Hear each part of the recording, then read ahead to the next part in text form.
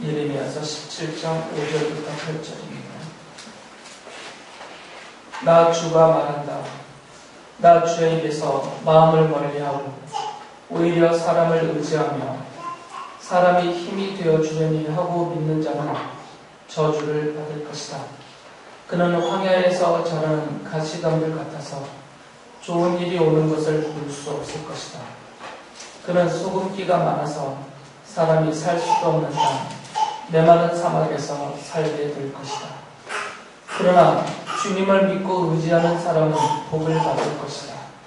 그는 물가에 심은 나무와 같아서 뿌리를 개울가로 뻗으니 잎이 언제나 푸르므로 무더위가 닥쳐와도 걱정이 없고 가뭄이 심해도 걱정이 없다.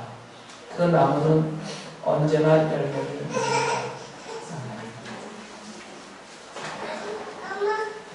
예레미야서는 오늘까지만 말씀을 드리고 다음 주에는 예레미야 애가를 살펴보겠습니다. 예레미야서를 마무리하면서 다른 성경을 우리가 읽을 때도 마찬가지지만 하나님께서 이 예레미야서를 통해서 우리에게 알게 하고자 하시는 하나님의 뜻과 또 하나님의 마음, 그리고 우리를 향해서 행하시는 하나님의 일이 무엇인지를 우리가 깨닫고 또 받아들이고 그대로 따르기를 하나님이 원하시죠. 그러한 것을 이렇게 생각하면서 이 예레미야서를 이전에 말씀드렸던 내용들과 이렇게 합쳐서 오늘도 한 덩어리로 만들어서 받아들이실 수 있기를 바랍니다. 제가 이렇게 목소리를 깔아앉은 이유는 두 가지 때문입니다. 하나는 특별한 걸 보는 것이 없는데 알레르기가 올라와가지고 얼굴이 빨갛죠. 술 한잔한 것은 절대 낮술하지 않았고요. 그리고 좀 늦게까지 말씀을 더 이렇게 보완을 하느라고 제가 생각 없이 녹차를 몇 잔을 컵으로 마셨더니 잠이 안 오더라고요. 3시까지 잠이 못 잤어요. 그래서 갑자기 악수치를 하다가 그래서 지금 어제도 좀 띵하고 목도 잠기고 좀 상황이 그렇습니다. 그래서 하나님 앞에서 참 죄송하고 여러분께도 미안한 마음이 큽니다. 그러니까 조금 더 여러분이 집중을 하셔서 귀와 마음을 좀 여셔서 평소보다 조금 더 힘을 내셔서 잘 들어주시길 바랍니다. 쭉 살펴봤듯이 예레미야서에서 이스라엘 사람들의 그런 모습들이 다 드러났죠. 윤지야, 네가 연결 안 했어. 저쪽 방으로 빠져있는 거.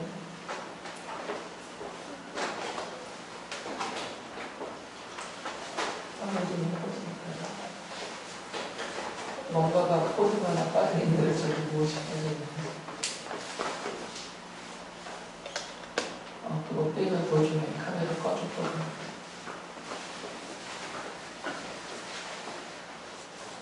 그래서 이 이스라엘 사람들의 상태가 지금 좋지가 않습니다. 하나님을 부인을 하죠. 하나님이 없다, 아무것도 아니다 이렇게 말하고 있습니다. 그리고 하나님의 말씀을 거역하고 있죠. 그리고 하나님을 버리고 떠나서 다른 우상들을 믿고 또 주변에 있는 나라들, 특히 뭐 이집트와 같은 큰 나라들을 의지하고 있고 또 힘 있는 사람들을 의지하고 있고 또 그들이 소유하고 있는 소유물들, 재물들을 의지하면서 살고 있어요. 그래서 하나님께서 이렇게 지적하듯이 이들은 두 가지 면에서 크게 잘못하고 있습니다. 하나님을 믿지 않습니다. 이름표는 하나님의 백성이라고 붙여놓고 있는데 이스라엘 이렇게. 하나님의 백성의 대명사인 이스라엘이라는 이름표는 달고 있는데 실제로는 하나님을 믿지 않죠.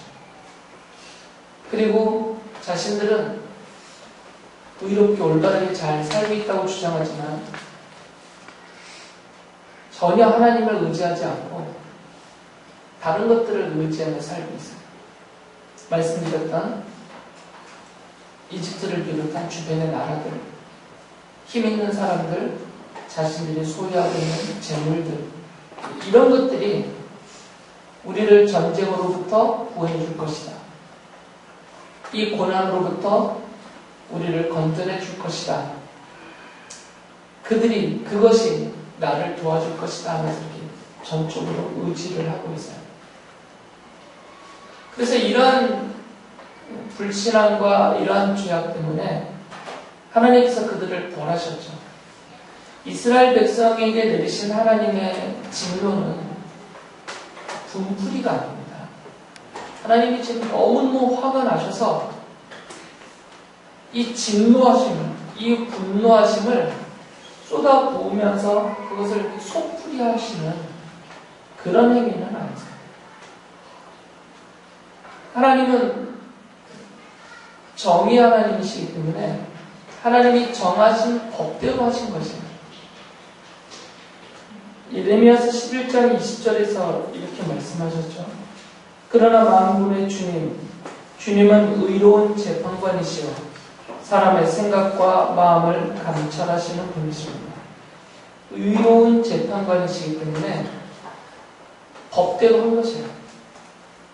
하나님께서 이스라엘 사람들을 하나님의 백성으로 삼으실 때 법을 정해주셨습니다. 하나님의 백성은 누구이고 하나님의 백성은 어떻게 살아야 되고 그들의 삶에 따른 상과 벌을 이렇게 법으로 정해놓으셨어요. 하나님은 정의로우신 분이기 때문에 정해놓으신 법대로 지금 행하시는 것입니다. 또 속풀이 분풀이를 하신 것이 아니고 내가 도저히 못 참겠다고 막 쏟아부으신 것이 아니고 그래서 그들은 받아야 할 형벌을 받은 것이고요. 그 과정에서 억울하거나 너무 지나치다 이런 것이 없습니다. 정해놓으신 법대로 그들을 대하신 것이에요. 그러나 하나님은 이 하나님의 백성들이라는 이스라엘 사람들에게 법대로 벌하시면서 동시에 그들에게 살 길을 열어주셨어요. 이게 하나님의 백성과 하나님의 백성이 아닌 사람들의 차이죠. 하나님의 백성도 죄와 악에 대해서는 똑같이 벌을 받습니다. 하나님을 믿던 하나님을 믿지 않던 어느 누구든 간에 죄와 악을 저지르면 정의로우신 하나님께서는 이 정의로우신 법대로 똑같이 대하세요. 우리들이 죄를 지으면 우리들이 지은 죄에 대해서도 하나님은 교회 바깥에 있는 사람들과 다를 바 없이 똑같이 벌을 하세요.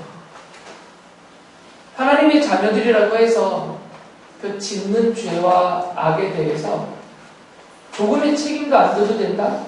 이것은 거짓말이에요. 성경은 그렇게 말하지 않습니다. 우리의 구원은 흔들림이 없겠지만 우리가 하나님의 자녀의 백성이기 때문에 우리가 천국에 가고 이 죄와 영원한 지옥 형벌로부터 벗어나는 이 구원에 있어서는 조금치의 흔들림도 없겠지만 그러나 우리가 삶에서 저지르는 죄와 그 악함에 대해서는 우리도 마찬가지로 벌을 받습니다. 하나님의 정의로우심 아래 있기 때문에 이 하나님의 정의로우심 아래 있기 때문에 성도들도 불신자들과 마찬가지로 책임을 지고 그에 따른 벌을 받습니다. 이것은 실질적인 일이에요.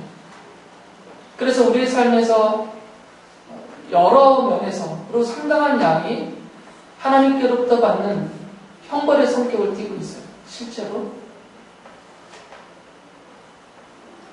그렇게 생각하는 것이 믿음이 있는 사람들입니다. 그런 생각조차 못하는 사람은 아예 믿음이 없는 사람입니다. 하나님을 인정 안 하는 거예요. 그 성격을 명확하게 규명하기는 어렵다 하더라도 만약에 내게 어떤 고난과 또는 재앙과 재난 그리고 예기치 못했던 원치 않은 어떤 일들이 닥쳤을 때 그것이 하나님께서 정의로우신 손으로 나를 대하시고 벌하시는 것이다 라고 생각을 하는 사람이 믿음의 사람이에요. 사실 여부를 떠나서 하나님을 인정하는 것이죠. 그것이. 그러나 하나님은 이렇게 똑같이 정의로 벌하시는 와중에 하나님의 백성들을 향해서는 하나님의 자녀들을 향해서는 또 다른 일면을 나타내셔요. 살 길을 열어주시죠. 늘 살 길을 피할 길을 하나님은 늘 그 앞에 열어주십니다. 그 이유는 예레미야서 3장 12절에 나타나죠. 하나님께서 스스로 이렇게 말씀하십니다. 대신할 이스라엘아 돌아오너라. 나 주의 말이다. 내가 다시는 노한 얼굴로 너를 대하지 않겠다. 나는 자비로운 하나님이다. 나 주의 말이다. 내가 너를 영원히 품지는 않겠다. 하나님께서 당신 스스로를 자비롭다라고 말씀하십니다. 앞서 읽어드린 11장 20절에서는 정의롭다라고 말씀하셨고 지금 3장 12절에서는 자비롭다라고 말씀하셨습니다. 하나님께서 하나님 당신 스스로를 우리에게 알려주시는 거죠. 나는 정의롭고 자비로운 하나님이다. 정의로우시기 때문에 죄와 악에 대해서는 권하세요. 그러나 또한 자비로우시기 때문에 하나님이 사랑하시는 택하고 백성 삼으신 하나님의 자녀들을 향해서는 자비를 베푸시죠. 그래서 살 길을 열어주시는 거죠.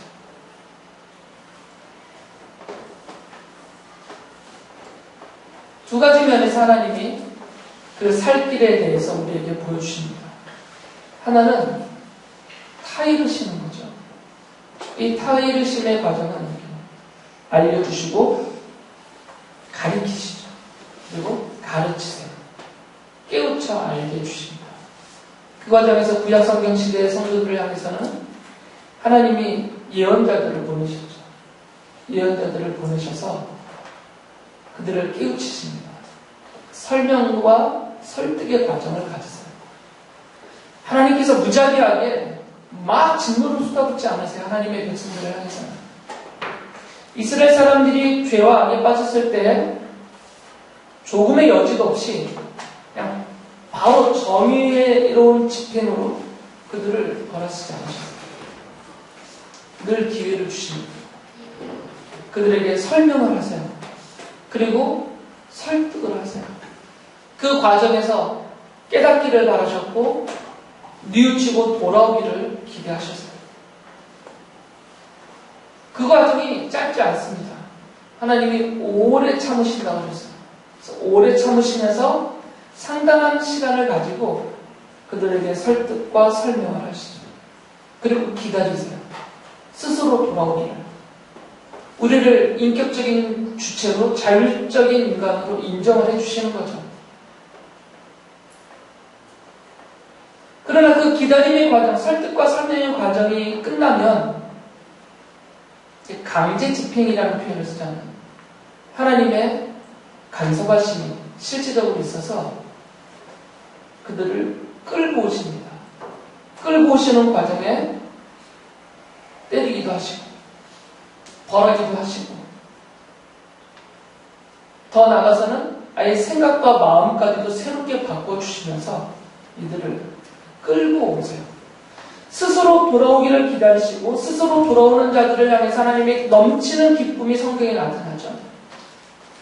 그러나 여전히 어리석고 미련하여서 그 죄악의 자리에서 머물러서 그것에 대한 내리시는 벌에서 벗어나지고 못하고 있는 자녀들을 향해서는 하나님께서 손을 대지고 펼치셔서 그들을 강제적으로 이렇게 돌이키세요.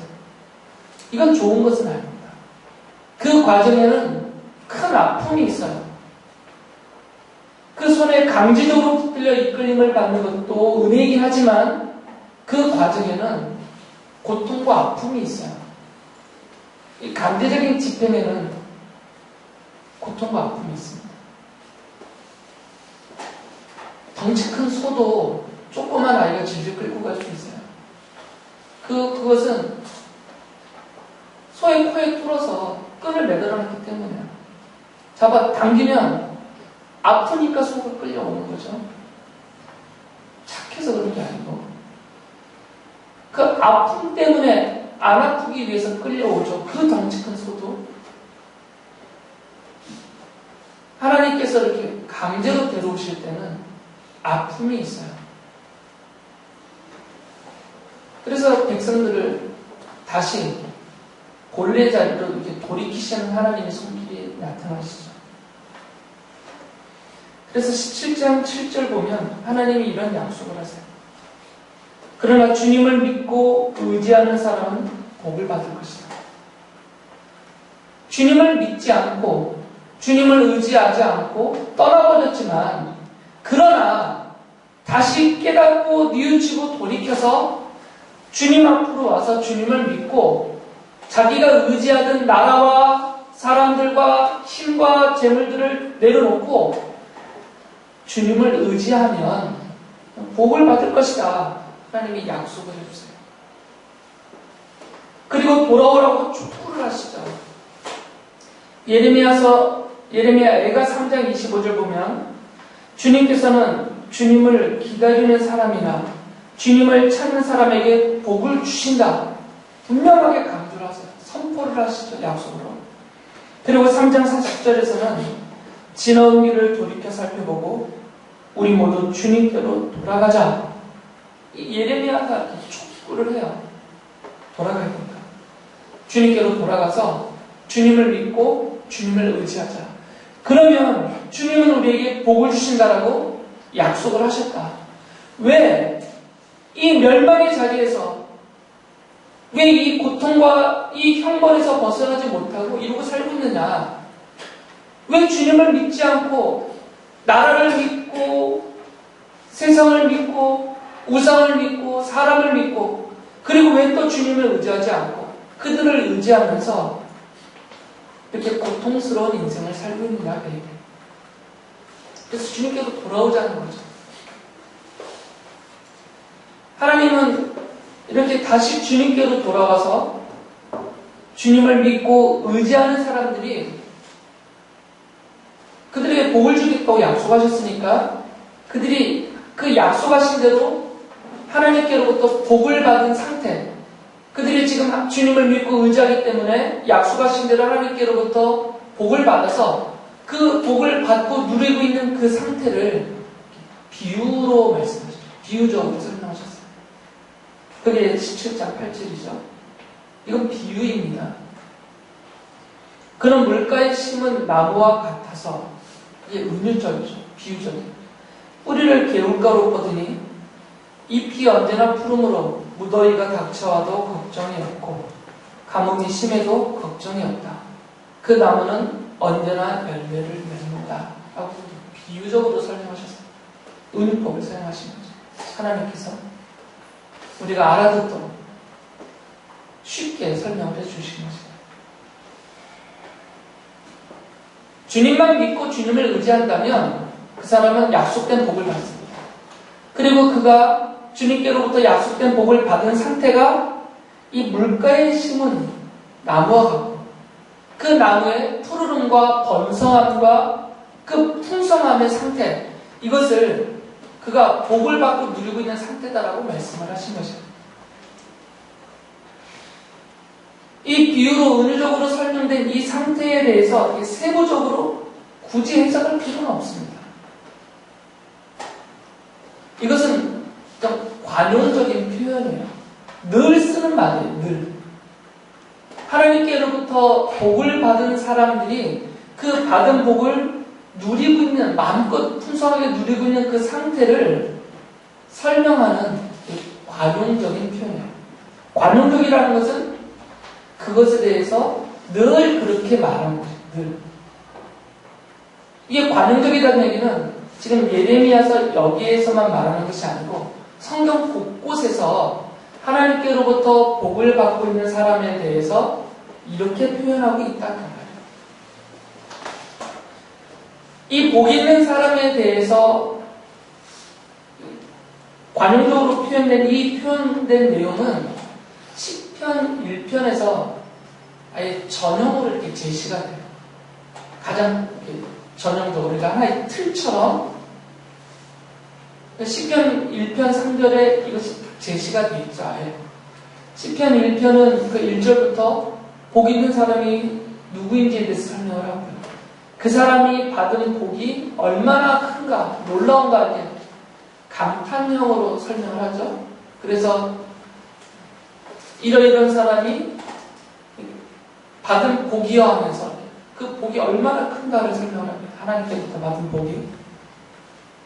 그리고 그 사람의 이 복된 상태를 시편 1편 3절에서는 이렇게 말하죠. 이건 여기서 말하는 그는 1편 1절에서 말하고 있는 복 있는 사람이에요. 그는 시냇가에 심은 나무가 철 따라 열매를 맺으며 그 잎이 시들지 않은 것 같으니 하는 일마다 잘 될 것이다. 이게 이 복 있는 사람에 대한 관용적인 표현의 전형입니다. 하나의 딱 틀이 만들어진 것입니다. 다른 성경에서 이것이 다 그대로 관용적으로 사용이 되고 있습니다. 몇 군데 보면 욥이 나는 원래부터 나는 하나님께로부터 복을 받았던 복받은 사람이다. 자기가 하나님께로부터 복받았던 복 있는 사람이다라는 것을 주장하면서 욥기 29장 19절에서 이렇게 말하죠. 나는 뿌리가 물가로 뻗은 나무와 같고 이슬을 먹으면 나무와 같다라고 말해요. 자기의 복받았었던 상태를 말하는 것이죠. 물가로 뿌리가 뻗어있는 물가에 심긴 나무다 이거죠. 에스겔 예언자도 장차 메시아가 오셔서 이루실 그 하나님 나라에서 복을 받고 그 복을 누리게 될 성도들을 그들의 복받고 복을 누리고 있는 상태를 이렇게 표현했어요. 에스겔서 47장 12절 보면 그 강가에는 이 강은 성전으로부터 흘러나온 물이 이룬 큰 강이에요. 그 강가에는 이쪽이나 저쪽 언덕에 똑같이 온갖 종류의 먹을 과일나무가 자라고 그 모든 잎도 시들지 않고 그 열매도 끊이지 않을 것이다. 나무들은 달마다 새로운 열매를 맺을 것인데 그것은 그 강물이 성소에서부터 흘러나오기 때문이다. 그 과일은 사람들이 먹고 그 잎은 약재로 쓸 것이다 라고 말해요. 시편 1편 3절에서 말하고 있는 그 시냇가, 곧 물가에 심은 나무의 그 풍성함, 그 풍요로움, 그 복 있는 상태를 그대로 쓰고 있는 것입니다. 사도 요한이 천국을 봤어요. 그리고 이 천국에서 하나님께로부터 복을 받고 살고 있는 성도들을 생명나무라고 불러요.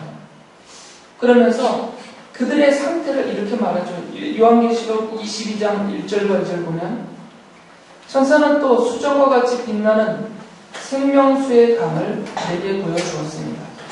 그 강은 하나님의 보좌와 어린 양의 보좌로부터 흘러나와서 도시의 넓은 거리 한가운데를 흘렸습니다.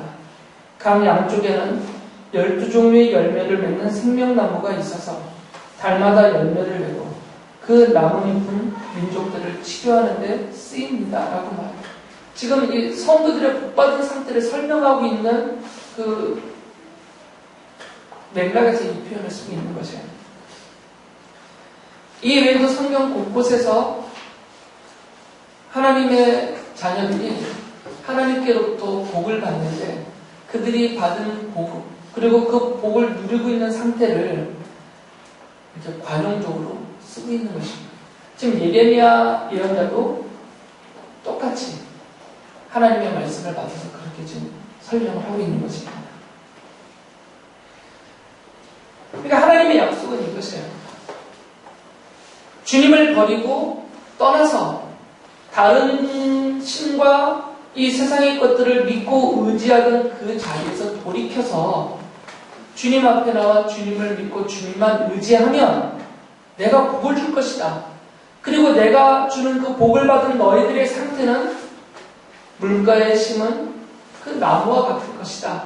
라고 설명을 해주시는 거죠.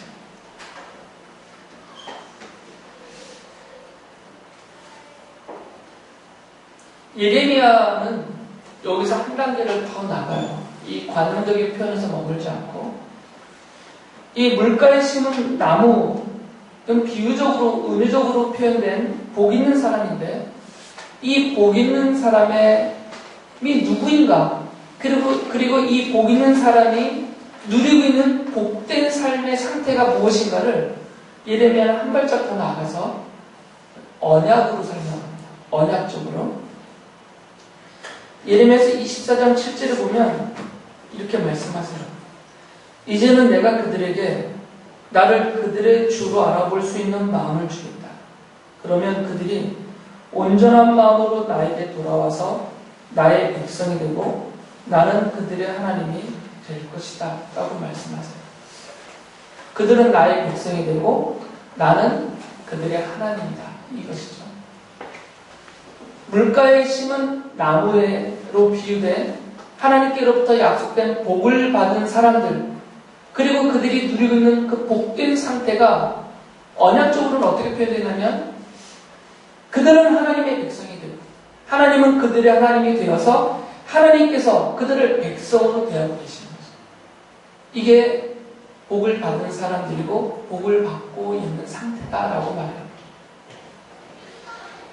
이 상태, 이 말씀은 아브라함 하나님께서 맺었던 그 언약의 상태예요. 창세기 17장 7절에서 하나님이 아브라함과 이렇게 언약을 맺으시죠. 내가 너와 세우는 언약은 너와 너 사이에 있는 것일 뿐 아니라 너의 뒤에 오는 너의 자손과도 대대로 세우는 영원한 언약이다. 이 언약을 따라서 나는 너의 하나님이 될 뿐만 아니라 뒤에 오는 너의 자손의 하나님도 될 것이다. 라고 약속을 하셨어요. 그리고 하나님은 이 아브라함의 자손들인 이스라엘 사람들을 이집트에서 구출해내실 때 이 아브라함과 맺었던 언약을 다시 반복적으로 그들에게 상속하게 확인을 시켜주시죠. 레위기 26장 12절에 이렇게 말씀하셨어요. 나는 너희 사이에서 거느리겠다. 나는 너희 하나님이 되고 너희는 나의 백성이 될 것이다. 라고 약속을 하세요. 그리고 출애굽기 19장에서 이 언약을 체결을 하시죠. 그리고 20장에서는 이 언약의 보증으로 십계명을 비롯한 율법을 그들에게 해주세요. 이 하나님의 백성들이라는 보증이죠. 하나님은 하나님의 백성들에게만 말씀하시고 하나님의 백성들에게만 약속하시고 하나님의 백성들에게만 율법을 주셨기 때문에 스가랴 예언자도 장차 메시아가 오셔서 이루실 그리고 구원하실 이 성도들에게 이 약속이 이루어진다라고 예언을 하고 있어요. 스가랴서 13장 9절을 보면 이건 미래적인 얘기입니다. 그들은 내 이름을 부르고 나는 그들에게 응답할 것이다. 나는 그들을 내 백성이라고 부르고 그들은 나 주를 우리 하나님이라고 부를 것이다. 장차 메시아가 오면 이렇게 된다라고 미래적으로 예언을 하고 있는 거죠. 베드로 사도는 이 예언이 성취되었다고 말하는 사람이에요. 그래서 베드로전서 2장 10절에서 이렇게 말하죠. 성도들을 가리키면서 여러분이 전에는 하나님의 백성이 아니었으나 지금은 하나님의 백성이요. 전에는 자비를 입지 못한 사람이었으나 지금은 자비를 입은 사람입니다. 라고 말해요. 사도가 말하고 있는 여러분은 하나님의 백성입니다. 라고 말할 때 이 표현은 언약적입니다. 그냥 갑자기 하나님을 믿었으니까 믿는 사람들을 하나님의 백성으로 부르겠다. 이것이 아니라 지금 하나님을 믿는 성도들인 여러분들은 하나님의 백성입니다라고 사도가 말할 때는 그 표현은 아브라함으로부터 시작된 나는 너희 하나님이 되고 너와 너희 자손은 믿음의 자손이죠. 나의 백성이 될 것이다라고 하는 이 언약 안에 있다. 그 언약의 백성이다. 그 말이에요. 그래서 바울 사도도 우리 성도들이 하나님께서 계시는, 성령 하나님이 그 안에 계시는 하나님의 성전이다라고 우리를 가리키면서 우리가 하나님의 성전인 근거가 무엇이냐? 바로 이 언약이다라고 말해요. 고린도후서 6장 16절에서 이렇게 말씀하시죠. 하나님의 성전과 우상이 어찌 일치하겠습니까? 우리는 살아계신 하나님의 성전입니다. 그것은 하나님께서 말씀하신 바와 같이 내가 그들 가운데 살며 그들 가운데로 다닐 것이다. 나는 그들의 하나님이 되고 그들은 내 백성이 될 것이다 라고 말합니다. 이게 레위기 26장 12절 그대로 인용한 것입니다. 바울 사도도 성도인 우리들이 하나님께서 계시는 하나님의 성전이라고 말을 하는데 그 근거가 무엇이냐면 레위기 26장 12절에서 말하는 바로 이 언약이 우리에게 이루어지고 우리는 그 언약대로 언약적인 하나님의 백성이기 때문에 우리가 하나님이 거하신 하나님의 성전이다 이렇게 말하는 거죠. 사도 요한이 새하늘과 새 땅의 광경을 설명하죠. 새하늘과 새 땅은 천국이에요. 장차 그리스도가 재림하셔서 완전하게 이루실 그 영원한 평화의 나라를 가리킵니다. 그리고 이 천국에서, 이 영원한 평화의 나라에서 영생을 주님과 함께 누리고 있는 성도들을 하나님의 백성이라고 불러요. 그러면서 그들을 하나님의 백성이라고 부르면서 이것이 아브라함과 맺은 언약의 성취다라고 말을 하죠. 그런 의미로 이렇게 요한계시록 21장 3절 4절에서 말합니다. 보아라, 하나님의 집이 사람들 가운데 있다. 하나님이 그들과 함께 계실 것이요 그들은 하나님의 백성이 될 것이다. 하나님이 친히 그들과 함께 계시고 그들의 눈에서 모든 눈물을 닦아주실 것이니 다시는 죽음이 없고 슬픔도 울부짖음도 고통도 없을 것이다. 이전 것들이 다 사라져 버렸기 때문이다 라고 말합니다.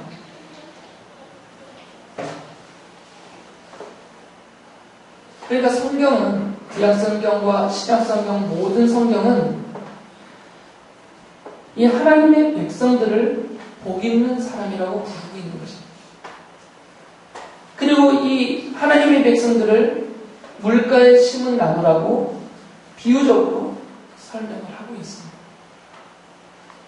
그리고 이 모든 것은 언약의 성취였던 것입니다.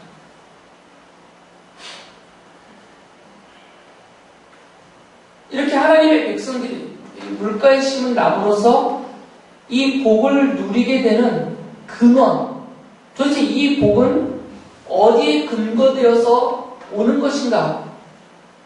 성경은 그것을 물이라고 말하고 있어요. 물. 지금 물가에 심겨져 있고 그 흐르는 강줄기, 이 물줄기로부터 물이 공급되어져서 이들이 복 있는 상태를 유지하고 있는 거죠.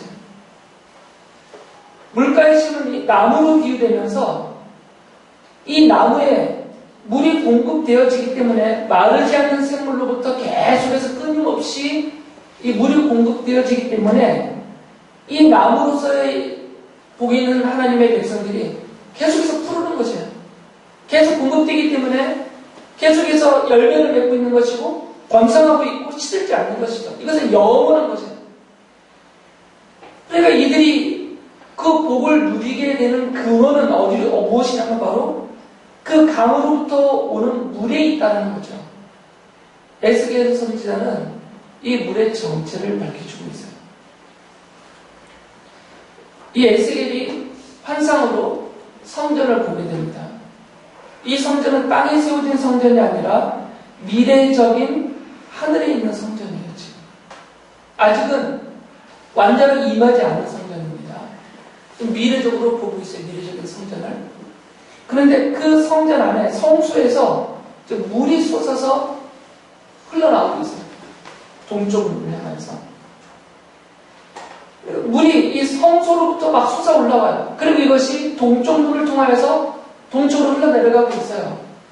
그런데 이 에스겔서 47장을 보면 이 흐르는 물이 점점 양이 많아지고 점점 넓어져서 큰 강을 이루게 돼요.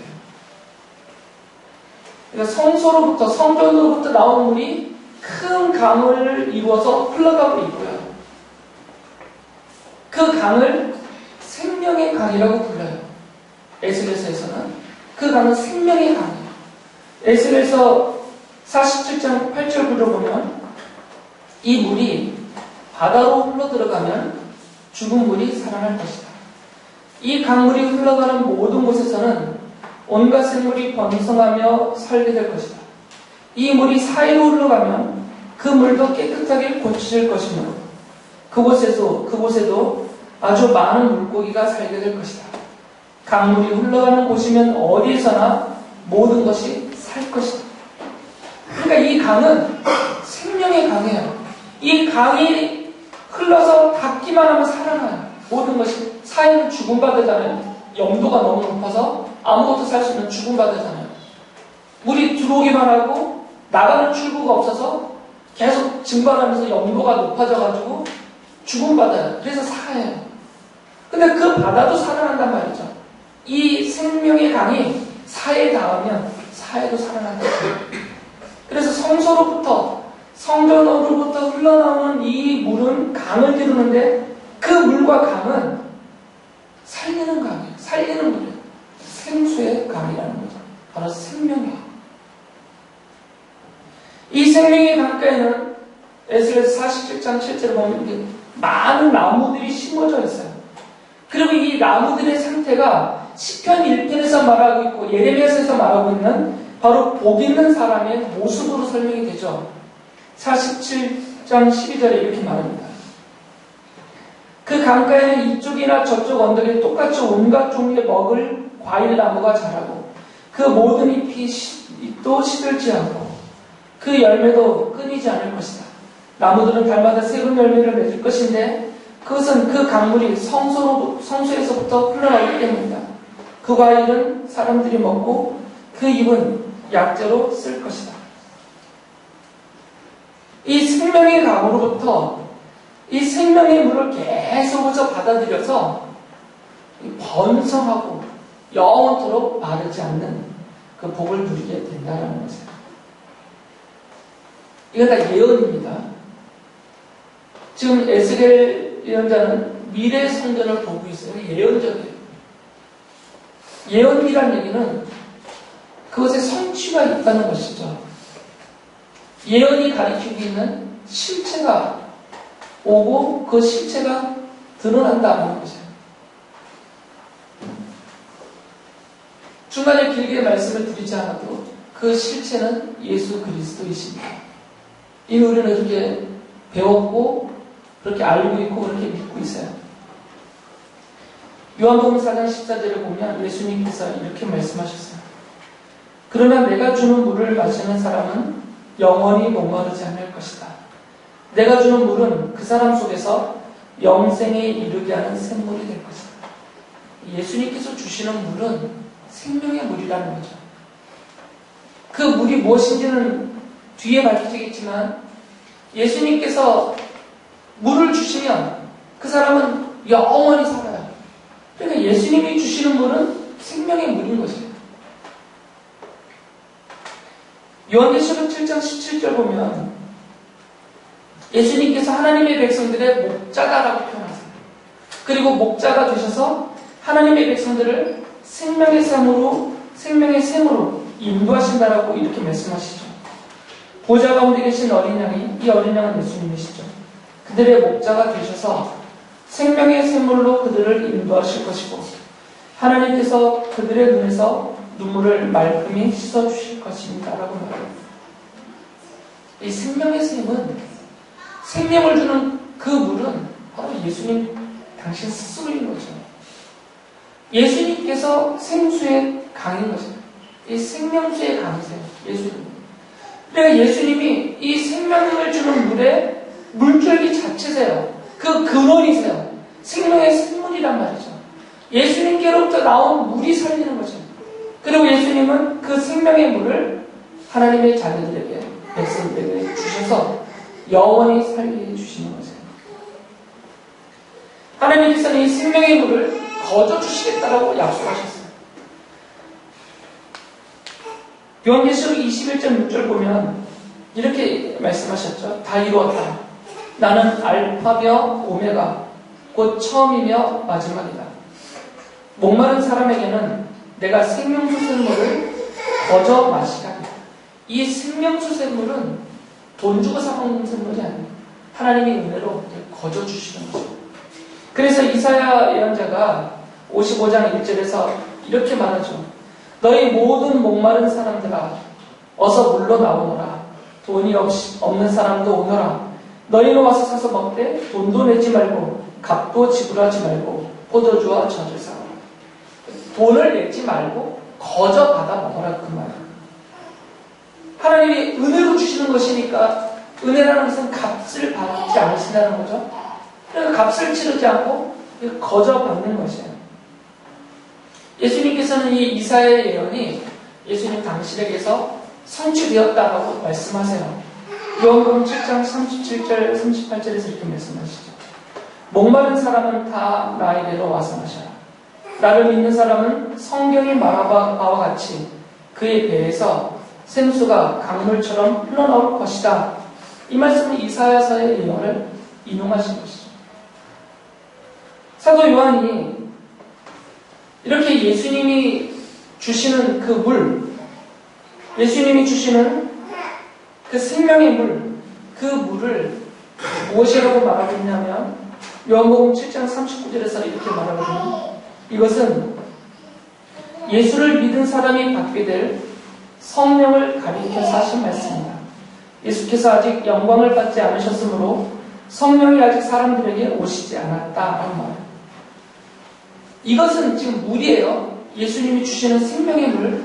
이 물은 예수를 믿는 사람이 받게 될 성령이다라는 말하고 있어요. 그러니까 성령님이 바로 이 생명의 물이다라는 거죠. 그리고 이 생명의 물로 하나님의 백성들 자녀들에게 와서 죽었던 영혼들, 죄와 허물로 죽었던 자들에게 살려내신 그 생명의 물은 근원이 어디냐? 예수님이다. 예수님을 믿음으로 예수님께로부터 거저 은혜로 이 성령님이 그 믿는 성도들에게 오고 이 오신 성령님이 그들을 살려내신다는 거예요. 그리고 영원히 살게 하신다는 거죠. 그래서 바울도 이 성령님이 주인을 하나님의 백성으로 다시 살아나게 하신다라고 이렇게 말해요. 고린도전서 6장 11절에서 여러분은 주 예수의 이름과 우리 하나님의 성령으로 씻어지고 거룩하게 되고 의롭게 되었습니다. 성령님이 이렇게 만드신다는 것입니다. 이걸 이제 정리를 종합적으로 하면 복 있는 사람이 되게 하는 그들에게 들어와서 그들을 살리고 영원히 그 생명을 풍요롭게 누리는 복 있는 사람이 되게 하는 그 물은 성령님이시다 그 말이고요. 이 성령님은 어디로부터 오냐면 그 생명의 강이신 예수님께로부터 나와서 성도들에게 온다 그 말이에요. 이게 지금 성경이 예언하고 성경이 설명하고 있는 것입니다. 하나님은 이것을 약속하셨습니다. 그리고 이 하나님의 약속대로 우리가 하나님의 백성으로 이 복 있는 자로 물가에 심은 나무로 되어진 것입니다. 예레미야서 32장 38절에 이렇게 약속하셨죠. 그들이 나의 백성이 되고 나는 그들의 하나님이 될 것이다. 그런데 스스로 이게 안 되니까 스스로 주님께로 돌아오지 않으니까 여전히 그 마음이 주님을 벗어나고 있고 거역하고 있고 헛된 것들을 의지하고 죄와 악에 빠져 살고 있으니까 하나님께서 이제 그 마음을 바꿔주시겠다고 하셨어요. 32장 39절에서 이어서 이렇게 말씀하시죠. 그때 내가 그들에게 한결같은 마음과 삶을 주어 그들이 언제나 나를 경외하여 그들 자신뿐만 아니라 그들의 자손들까지도 길이 복을 받게 하겠다라고 약속하세요. 하나님께서 이렇게 해주시겠다는 것입니다. 이 자리에는 우리는 그렇게 하나님의 은혜로 성령 하나님께서 우리에게 찾아오셔서 우리 마음을 바꿔주시고 우리 삶을 바꿔주셔서 더 이상 헛된 우상들과 세상에 쓰러지고 사라지고 썩어 없어질 것들을 믿고 의지하지 않게 바꿔주셔서 우리의 창조주이시고 우리의 생명의 주이시고 우리의 구속주이신 우리 주님을 믿게 해주시고 또 주님을 의지하면서 그렇게 섬기며 따르며 살게 해주셨기 때문에 우리가 이 물가에 심은 나무처럼 복 있는 사람이 되어서 언약의 하나님의 백성들이 되어서 지금 영생의 복을 이 땅에서부터 시작해서 영원토록 누리고 살고 있는 것입니다. 우리가 느끼던 깨닫지 못하던 성령님이 우리에게 오셨고 오신 성령님께서 예수 그리스도의 십자가의 복음을 깨닫고 믿고 알게 해주셨어요. 그리고 그 믿음으로 하나님을 의지하면서 지금도 살아가게 해주셨습니다. 그래서 우리가 지금 물가에 심은 나무인 것입니다. 이 생명수 강이신 예수님께 믿음으로 붙여져서 주님께로부터 우리에게 마르지 않고 영원히 공급되어지는 생명의 물이신 성령님이 오셔서 우리를 복 있는 자로 살게 해주시는 것입니다. 이 말씀을 믿고 이 약속의 말씀을 믿고 이 믿음을 가지고서 주님이 원하시는 대로 그렇게 축복하셨던 대로 주님을 믿고 주님을 의지하면서 약속하신 복을 영원히 누리며 사시는 복 있는 성도들 되시기 바랍니다.